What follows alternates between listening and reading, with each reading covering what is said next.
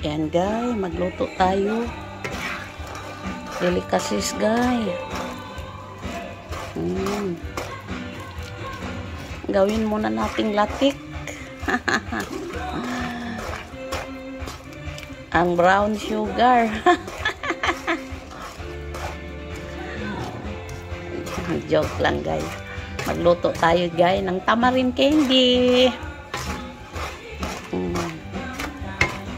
Yan, pag nalatik na, tsaka mo ilalagay yung tamarind, sampalok, sambag.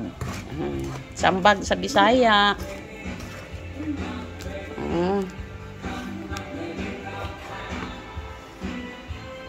Parang ano na ito.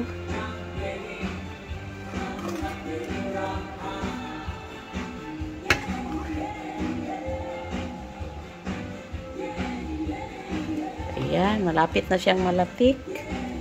Kailangan malatik mabuti.